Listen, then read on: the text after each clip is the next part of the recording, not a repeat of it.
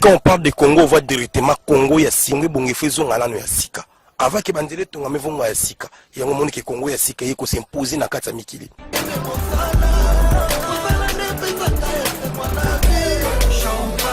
Congo ya sika, c'est super. J'adore le Congo. Les États-Unis, système belle qui partout. Une babanarol sabele libya lumadilu. Ayewe kamwezali munene.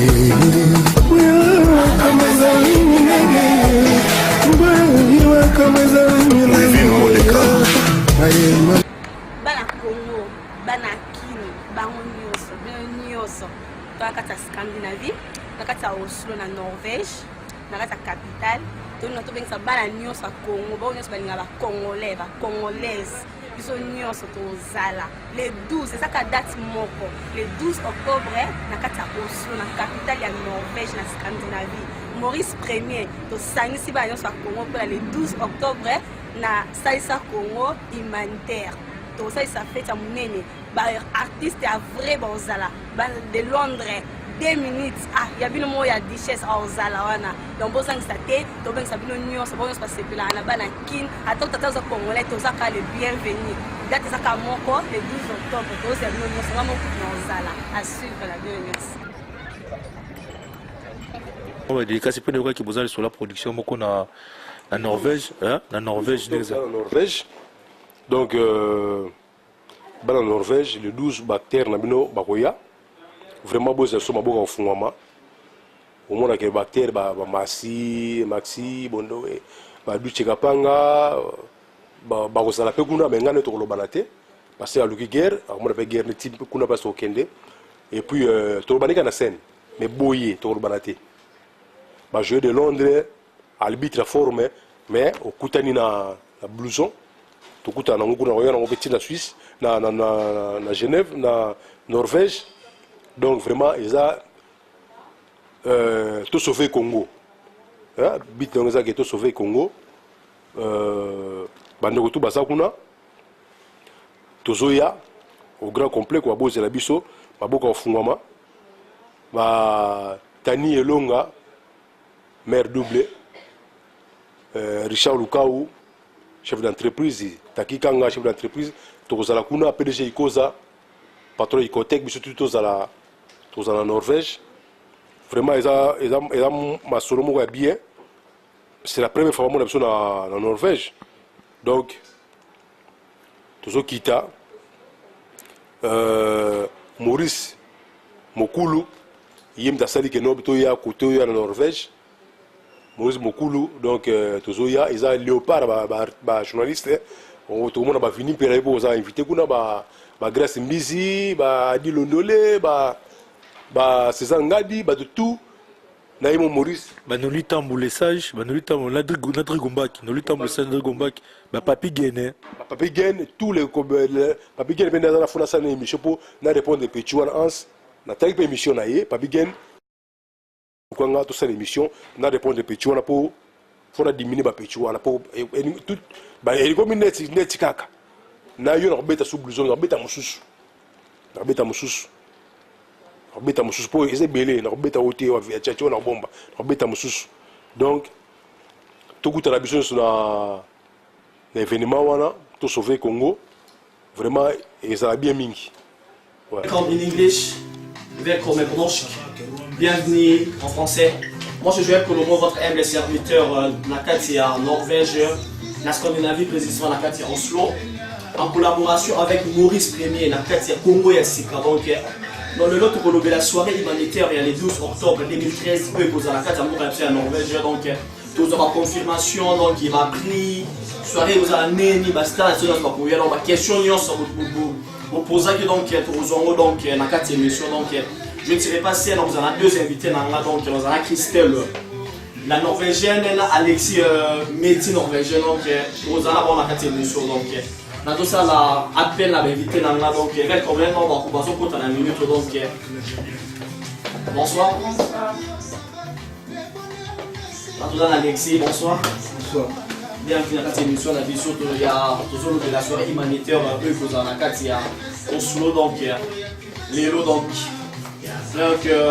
bato ebele babengi biso bazotuna donc soir ngo kozala to kozala te donc bato badéranger biso. C'est la raison pour laquelle au monde donc Maurice Premier donc alobi dans en collaboration na ye pour donc tobimisa tobete loko quoi donc est-ce que vous pouvez cette confirmation soirée que vous avez été de Woyoki Kaka, soirée Zali, soirée a confirmé pour le 12 octobre 2013, soirée Zali c'est confirmé. Notre la une émission Maxime na mettre basala qui donc c'est sur comme 3 villes donc na katia Norvège. Donc va éviter que vous en avez ville parce que dans Norvège dans la ville est donc au pour la chose que vous en avez ville dans la capitale Oslo. Dans la capitale Oslo. Parce que bon, avec les gens qui vont ça spectacle, il y a 3 vues à 2 ans à 4 ans. 2 ans à 4 Oslo. La ville d'attendre la ville est en Norvège, mais pour ça qu'un spectacle est en Oslo. Donc, on a donc Claudie Bapé, donc, Nakati a ramé donc a joué réponse à la question. Donc, tu veux pas autour de Banana Air Nini, donc, pour la Air. Bon, soirée que pendant la 20h, bah, pour que pendant la 20h, soirée pour pendant la 20h. La 20h. Oui. Donc, dans à combien? Donc, dans à 150 couronnes. 150 couronnes. Oui. Du coup, comme la soirée humanitaire, ça, la mot, on est au sein, ça pour ça va, ma femme violée, par exemple, va faire dans l'est du pays, oui, oui. Donc, bon, on a d'autres 500, les canissons de Gonabousso, Maurice Azui. Bon, on a d'autres 500 pour la routine, bah, les Gonabousso, bah, nous avons subi, bah, conséquences de la guerre, les Ghana Est, bah, maman, bah, violée. Bon, félin, bah, veuve, donc, bon, on a été dans l'Est pour la pays de Gonabousso. Donc, merci beaucoup à papa Maurice pour la donc, aider donc les femmes violées, donc les enfants félins au bazar au pays, donc sur cette situation.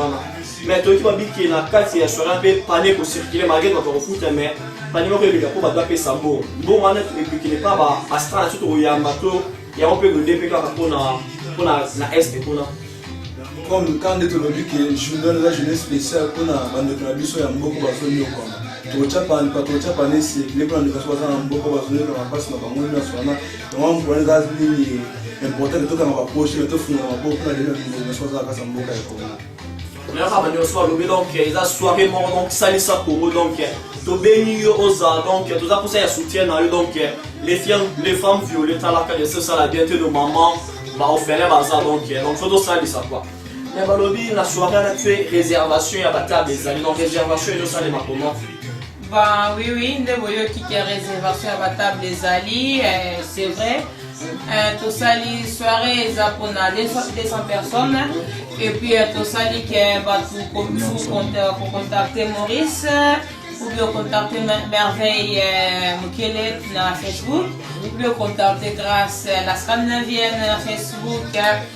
Donc, au combien de bateaux, Royal Bozala combien, donc, mais ça, les années aux Ilabino, tout ça, par rapport à ça, pour bateau qui est bateau belé, et nous avons la place à Rouban, mais tout le monde bat l'élément, on est fait tout là, c'est bien au télémi, donc, les bateaux sont au Kenya, au Imaïma, ben, on tout ça, les cas, donc, sur le Bengi, mais ça n'a pas aux Zéla, et non sur Roya, mais c'est aux Alawana et aux Zéla.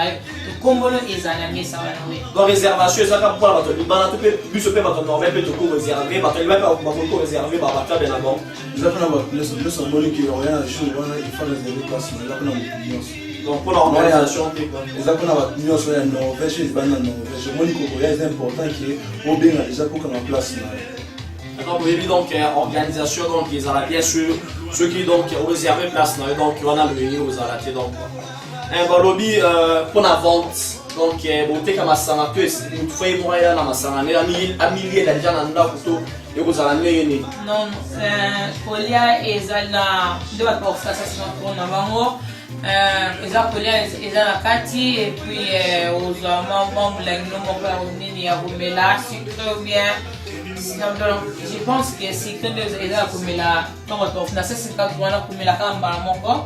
On a goûté Moko, soit bière, tout sucré. Kamba Moko. Et puis après on a, nous c'est Tigali champagne, whisky, tout et zéroté. Donc tout peut se lancer après donc la Glody Kuma donc mais c'est les Norvégiens donc poche moulay donc mais c'est à la limousine donc à vos alentours là champagne pour ça donc Bongo basta comme babi ba comédien ba comédien ni ba koya donc ceux qui va te bien bazo tout na bana ba parce que tout ce que tu es tout suite te bana ba na bana ba yate so beaucoup on commence confirmation dans l'émission bon combien tu es mon plan de Londres de Londres vraiment ça la sur la nuit de Londres aux ala on tous on a pété la richesse on ka ma copine aux en até tous on a mis la fille la plus belle mettre aux en fait aux la maxi que Jana aux en até mais on allait la carte Jana aux en donc tout équipé donc à part ma comédie donc ma journaliste que bon il y a donc la presse congolaise donc respect ma casse pour bon ma tourne là donc pour soirée que les beaux il faut bilier ça donc Banation ba journaliste et tout animateur va revenir aux ala donc il y a Banation ba jeunesse aux ala quand un journaliste la biso a CP sera biso to CP la nae a sala msale kitoko grâce Lise la sexy elle sera là Maktabu a uzala wana andilo ndole a uzala wana donc boya ba journaliste la biso ba CP sa biso ba la fierté amboka na biso uzala wana.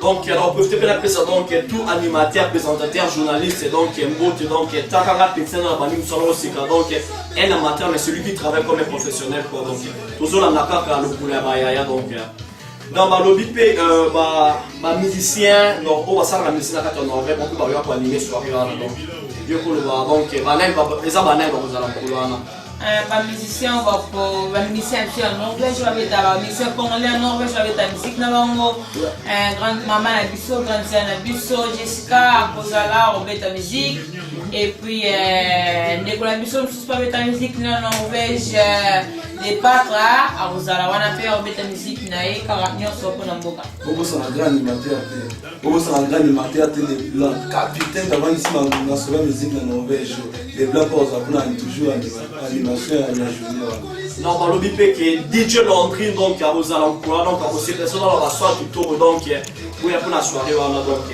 donc après soirée c'est beau après spectacle disons vous allez ni va reprendre en tour soirée vous continuez de revenir à la star plus années quand déjà on tombe ça na fête après soirée on a tout pendant la tête on s'en aller chez pour la jeunesse à kitoko beaucoup ça na tête za kitoko makasi après soirée tous en biso na biso to sepela to fêter makasi donc il y a donc après spectacle on a donc soirée continue dans mon donc bah oui ndeweki après spectacle ya tozali wana titongo soyo continuer to sepela ba comédien na biso ba star na biso denga na pesa ba le coup donc ba star na biso nous en avons un petit peu oui. Mais les deux autres sont pas courir à monter parce que donc partout va courir en donc pour la mission pour la banque ça va starter va ça aura pas normal donc quand au monde pas ça va comédien va là va avoir comédien donc va c'est que ça va tout mais quand je vais on va start donc pour le bani pour la partout va courir à tes bazos au camp qu'est-ce qu'il y a pour tout sur quoi donc il va faut ça va coûter pour on a pas forcément que balinga mon pour la star le balinga voilà ma casse sur votre balinga bon dit.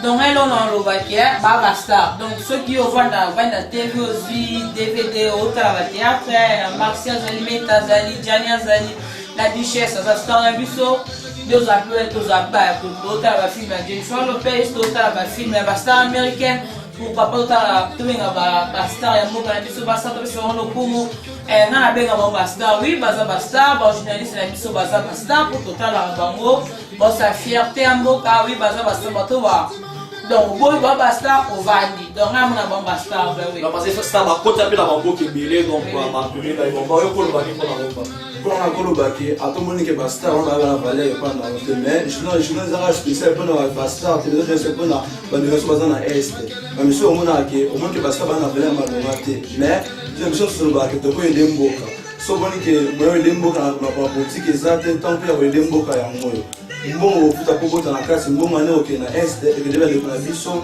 bo baza na pasi le ba star c'est bien ba star te mais yakata pour la contribuer à 150 € côté là on a aider ba nous sommes venus pour la mboka est donc tout ça là donc il appelle à batunyo sur quoi donc ba na soirée na baza ngate donc boye belé donc soirée de vous avez tout donc la poste interprétation pour le monde les célèbres norvégiens Yannick pour le monde peut à cause donc voilà boye et belé vraiment donc pour la soirée on a vraiment sur vous exactement 2-3 personnes bon on a bien si on a bien si ban Scandinavie aussi ban Danemark ban Finlande ban Suède et puis ton le va Suède na moni moko la congolaise Aïssa la congolaise donc na Suède va mbote belé tozelo le 12 tozawa donc ba no sa Norvège ba o balingaka meta balingaka la duchesse bozanga te bozala wana donc tosepela ensemble grâce la scandinavienne kozanga te